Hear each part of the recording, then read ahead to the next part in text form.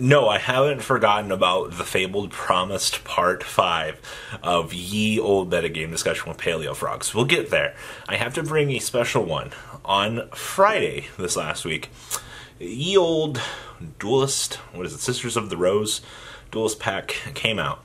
And I've been getting requests to talk about the implications of the new set and the effect on the metagame. So we're going to cover all 5 themes in this video. So, without further ado, of course, we had to dig out Yugioh Purple Robbie for this. So let's dig on into this fantastic discussion. Shall we?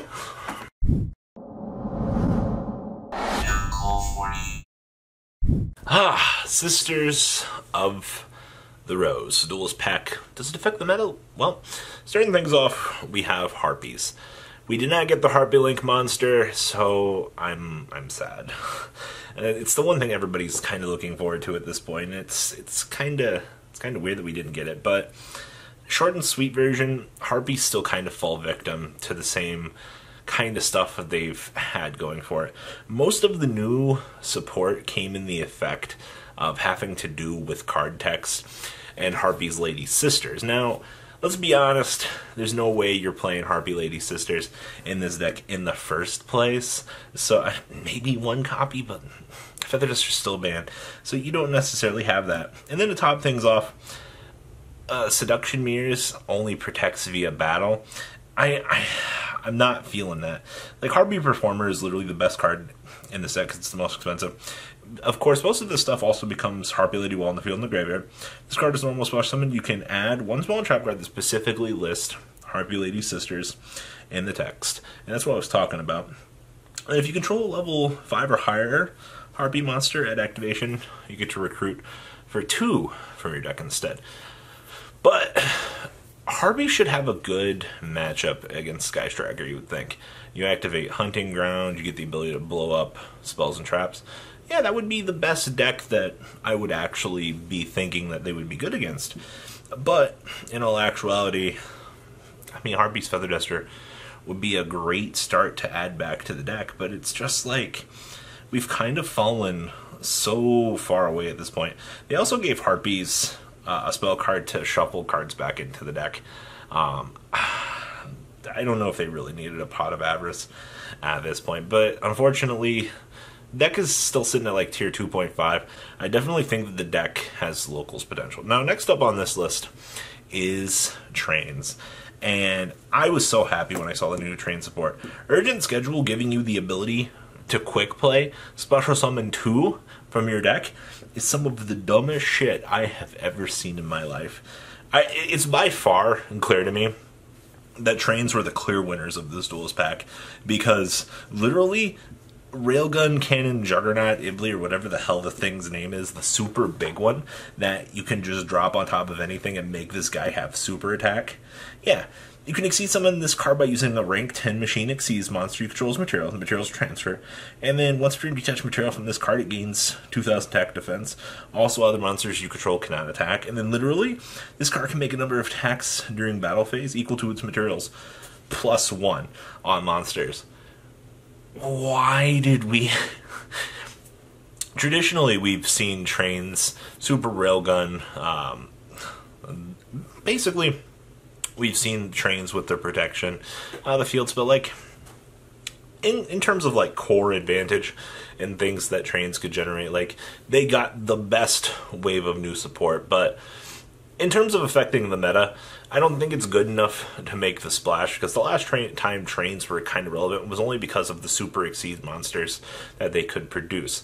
And in a metagame where, you know, having the biggest monster isn't necessarily a thing. I mean, there was a time where Blue Eyes could do it relatively well. You know, you produce the boss monster against your opponent, and nobody could be able to out it because it was huge. But at the end of the day, you know, Trains still have these really big boss monsters, and they can't really do anything with them.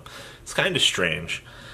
Now, I'm going to be kind of rough with this. There were 2 losers in this Duels pack. I think the first one was the new plant support. Now, when I initially saw the plant support, I was like, oh my god, this is great. And then I saw, like, the restriction of drawing in the end phase. I was like, why are we doing this? You know, it was clear that they knew what they needed to do, but they just didn't do it. Of course, the Synchro's pretty cute. The Garden Rose Maiden, literally, the fact that it's generic, it's one tuner plus one non-tuner, and it's special summon you get to recruit for Black Garden from your deck or graveyard. And you can banish this card from your graveyard, target one Rose Dragon monster or Dark Synchro in your graveyard, special summon it. Level 5 Synchro that can search for Black Garden is pretty cute.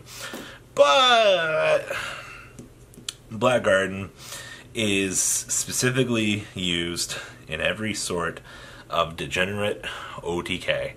And I still think having a card that can search for Black Garden only just causes more futuristic Blaze Bomber Phoenix OTKs.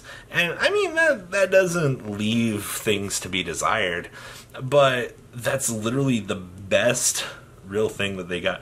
The little Rose Dragons are pretty cute. I like the things that they were trying to do with those. But what more do you need to give to plants to make them better? Because, like, you can't give them enough support because you've already got fucking Lone Fire Blossom sitting in the corner over here. You got the Aurora Mage Link sitting over here as well. You've got this already inherently broken support. You can't necessarily break them any further than you actually can. So I understand that the support might not have been up to par or up to standards for most people, but they definitely they needed to do more. So yeah, plants, I'm sorry. You guys, you really failed me on this one. Now, next up on this list is Cyber Angels. And I profiled a deck last week on OCG Thursday. It was Cyber Herald. And of course, you guys know about the already existing support that they've got. Ben 10 is a hell of a card. The fact that this whole deck can tutor. And then they got new support. What was it? Izana. And most of these decks aren't playing this. So you can summon this card using Machine Angel Ritual. If this card is ritual summoned, you can make your opponent send one spell and trap card they control to the graveyard. When this attacking card destroys an opponent's monster by battle and sends it to the graveyard, you can activate this effect. This card can make a second attack on another monster in a row. Once per turn, when your opponent activates a card effect and targets a Cyber Angel Ritual monster you control quick effect, you can shuffle one ritual monster from a graveyard into the deck, and if you do, destroy one card your opponent controls. Doesn't negate activation. Big think emoji.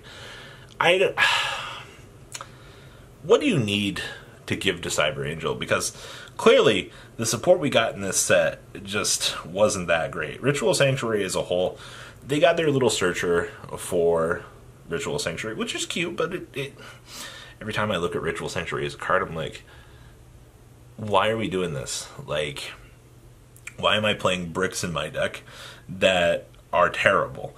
But I gotta give it to them. They tried with the Cyber Angel support. Like plants, though, they've already got really good support, and I know that this support was supposed to push the bill across the table and make players want to play the decks a little bit more. You know, more vastly available reprints and things like that. You would think that people would want to do it, but it didn't happen. So Cyber Angels are literally still in the exact same place in the metagame that they were. The new stuff had zero effect on them, except, hey, you can now search for Ritual Sanctuary.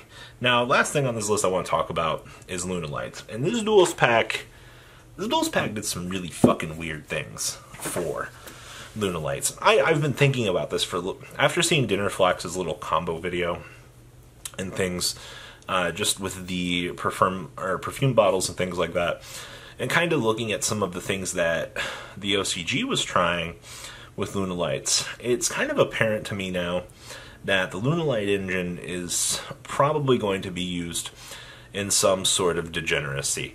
And seeing that the engine was one of the culprits in Utopix Exile FTK or OTK over there in Japan, where you would just lock your opponent out of the game for a few turns, and of course you would see the Luna Light engine being used with perfume to search, and you know, pendulum scales, the whole 9 yards that you can use with that.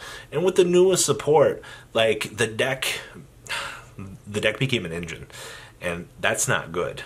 Like, that's spot on. You've discovered that Luna Lights inherently themselves are good outside of their own deck. That's bad game mechanics. Now, the Luna Light deck itself It's still got the same thing that we've kind of seen with it, but we've been going more towards that engine for the longest time. Their big new fusion monster helped out the pure build. Oh, it helped out graciously for the things that that thing wanted to do with the large boss monsters and things like that that are untargetable, making the towers like, yeah, the deck's really cute for what it does for the pure version. But in terms of competitive value, Train's got the most best support. Lunalights became an engine that's going to be the end-all be-all degenerate engine. So currently Lunalights are not affecting the metagame, but future set releases, start paying attention to that engine because people are going to try really dumb shit. Raid Raptor Xyz monster, Zephyros, Blackwing Link monster. Yeah, there's... it's actually not even the Blackwing Link monster, it's the fucking Raid Raptor Link monster. Thanks. It's all the same shit to me. So guys, overall, nothing has directly touched the metagame at this point. We have future things that are kind of on the back burner at the moment that you need to be aware of, but nothing too crazy at the moment. So, pick up your Lunalight stuff while you can. Alright guys, that's all I got for this video. Please, comment down below, tell me what you guys think, and well guys, I'm out. Peace. The ride never, well, truly ends. Thank you, patrons. Without you guys, I don't know what I'd be wearing in these videos. I might be a Truffle Shuffle incident all over again. Guys, please also check out Vanquil40 for some awesome Vanguard content. Some other interesting stuff you might find up here on the left or in the description as well. Thanks for watching.